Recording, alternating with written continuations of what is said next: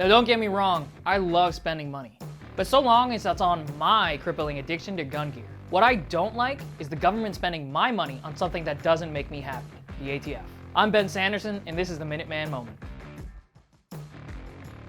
Like any other terrible budget, President Joe Oblivious is calling for a 13.6% increase in funding for the ATF, putting it at a whopping $1.9 billion in total budget. For those of you not reading the president's DOJ budget proposal every year, that's a 50.9% growth since the Obama administration. For reference, that's twice the rate of growth over the FBI.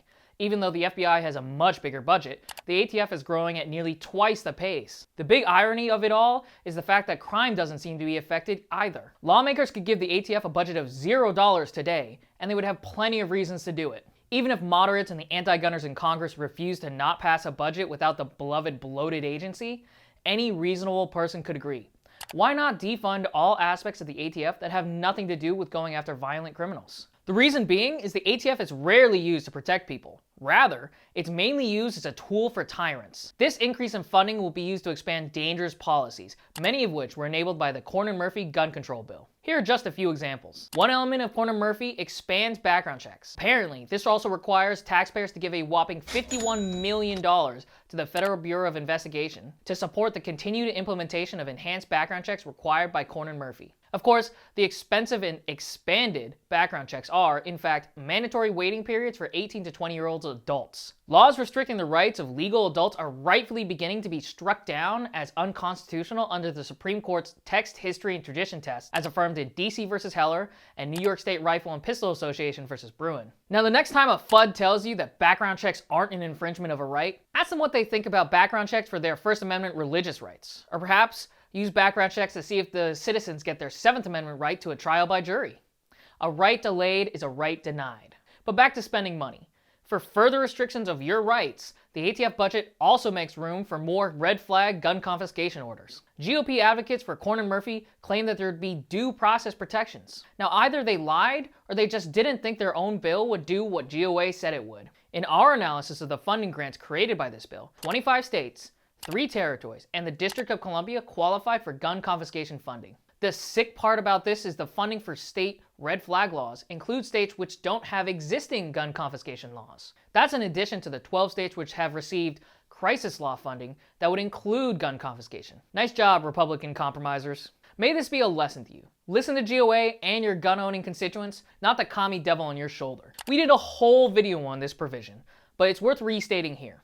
Because of Cornyn-Murphy, there's a redefinition of gun dealer, enabling universal background checks. Just to show how serious the Biden administration is about this, they are specifically asking for more funding in their budget to implement this new sham for the ATF. Speaking of gun dealers, this also continues to fund the unfair zero tolerance policy that we've talked about in a previous video.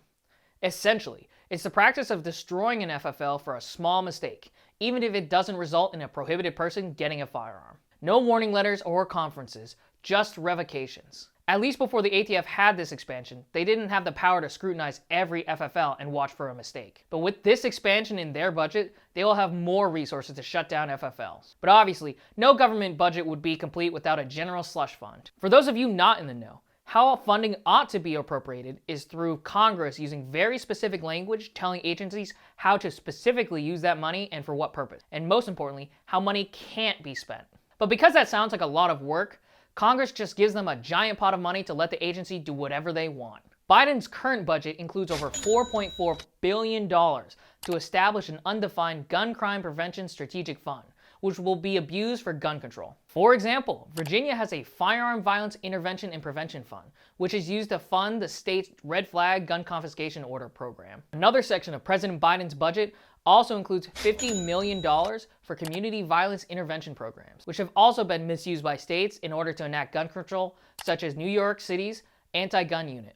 The budget also includes a reference to keeping guns out of the hands of convicted dating partners, otherwise known as the boyfriend loophole, that was closed by Cornyn-Murphy. This is really a ban on firearm ownership for those who have only been convicted of a misdemeanor rather than a felony. Violent domestic abusers belong in jail with felony convictions. Domestic violent misdemeanors can be things like shouting matches or accidental tearing of clothing. Not good, but also not worthy of the same severity as a felony or a lifetime gun ban. This change is an attempt to cover for bad prosecutors who refuse to charge domestic violence abusers with felonies, and use misdemeanors instead. Rather than doing justice by giving them felony convictions, Congress designed a bad solution by making the punishments for domestic violence misdemeanors more punitive. Misdemeanor gun bans are only now beginning to be struck down as unconstitutional under the Bruin test. This bill was so badly written, an accidental provision incentivized domestic abusers to force their girlfriends into having unwanted abortions. I know that's pretty wild, but you can read about it in the fact sheet that we have in the description. But Cornyn-Murphy wasn't the only anti-gun bill passed last year.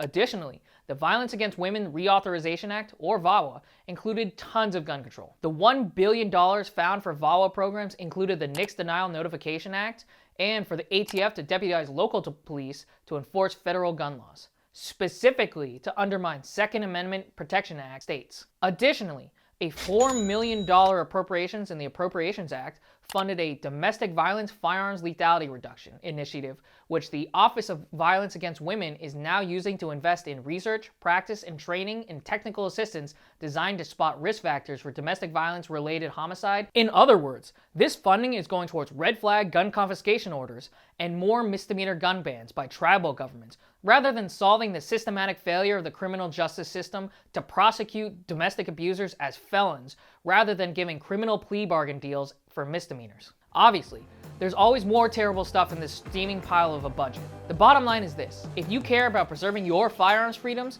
you need to tell your representative and your senators. Make sure to make 3 calls with the number below and in the description. 2 of them should be to your 2 senators, and the 1 should be to your representative. Leave a short 30-second message asking them to defund the ATF. So that's all from now. So unless I get no-knocked, I'll see you next time.